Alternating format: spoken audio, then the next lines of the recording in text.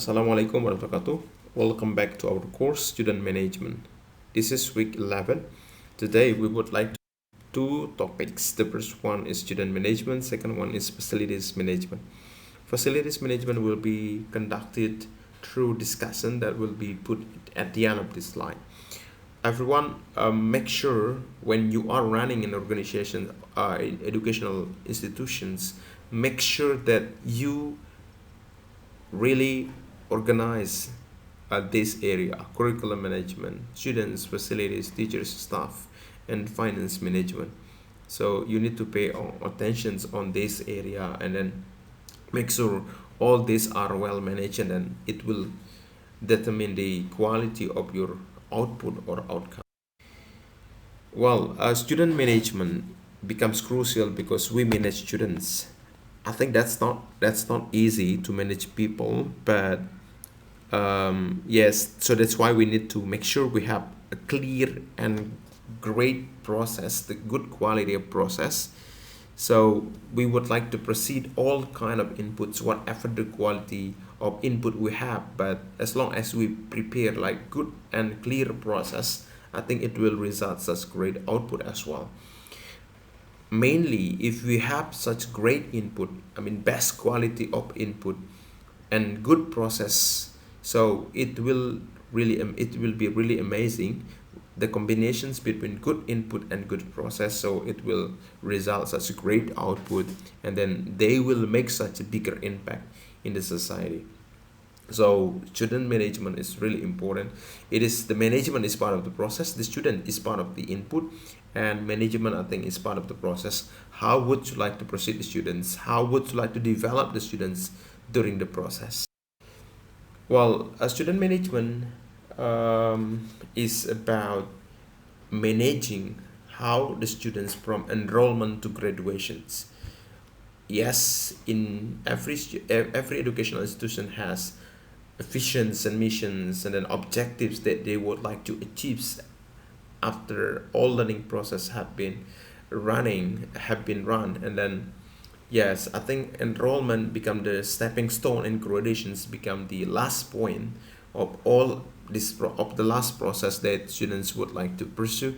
So we need to make sure between enrollment and graduation, which is called process, is well organized as well. So that's why we need students managements from admission process to the graduation step. At least there are three major tasks of student management. First, they would like to manage the enrollment process. Second, how to manage the disciplines, and then the development of the students, and then how they would like to manage the services or special services provided for students. Enrollment management, I think that's very common, and then I think we have gone through this, maybe when you were students in OSIS or any other student organizations, you were involved in enrollment management process or enrollment selections process for new students. So it was started with school analysis and student profile. So school would determine the quota of the students number in every class, and then they would like to decide what kind of students profile they would like to accept as a new student in that school. And second step should be, making an organizing committee, of course, and then open registrations, and then we do the selections. Selection can be done through the test, through the interview, or whatever school's mechanism. And of course they would like to, based on the rules of law existed, and then announce the accepted students, and then re-registration to be a permanent students or official students, and then yes, after all things done, new students are introduced to school program and school as well. So if you talk a little bit of students placement, so how we would like to place students, or uh, what criteria we base on in recruiting, or let's say accepting the students. So it can be first integration functions. So integration functions mean grouping them according to the similarities that students possess, maybe based on gender, age, or and so on and so forth. So grouping by function produce learning that is quite classical. Maybe some students or some schools have roles to, classify the students based on gender, based on the, let's say, yeah, they put man and man, woman and woman. I think it happens in Islamic boarding school as well, and a lot of basis. And or the second one can be difference function. So we group them based on the differences among the students. So can be based on their interests, their talents, their abilities. So we give them the test and we would like to rank them, for example, and we put, let's say, 20 first rank students, first 20 ranked students in one class. So they are, quite advanced students, have fast learner students, and then we make, let's say, slow learner student based on the test in different classes. So you can do these things.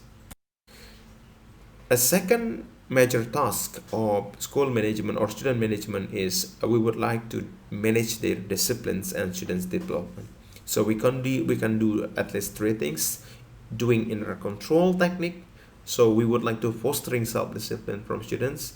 So we encourage them, we do some campaign, and we, persuade them to be, come on, you are a students, please be disciplined, so on and so forth. So it comes from self-awareness. Or we can do external control technique, which the control from outside. So maybe we would like to make rules in that school. We provide punishment, for example, for those who come late to school or class, and so on and so forth. So that's external control. Or we can do the third one is cooperative control technique. So there is collaborations between student and teacher, and then school discipline. I mean, school guides, school counseling institutions, school counseling office, and so on and so forth. So school, student, teacher are collaborating toward school or students' discipline. About student development, I think almost school, I think all school have this student organization, extracurricular activities, for example. So the talent of students can be developed, and it can be found and developed in that organization. So we really persuade students to join particular organization based on their interests, based on the talent that they want to develop during the school program. So this is about students development. The last one, I think, about the student services, but I would like to conduct this session with discussion with team. Please team in WA group. So first discussion number one for group one, you can look at the questions. What is school zonation system as the selection and enrollment system in Indonesian school? So please talk about zonation school system. This is the questions. Question for group, and all groups have different questions. So I would like to provide about 20 minutes for these discussions, and then please choose one of the representative from every group who will present the result of your discussions in our class group. So you can do it voice note. If you take a note, for example, it's quite long, so you can do simply using voice note, I think.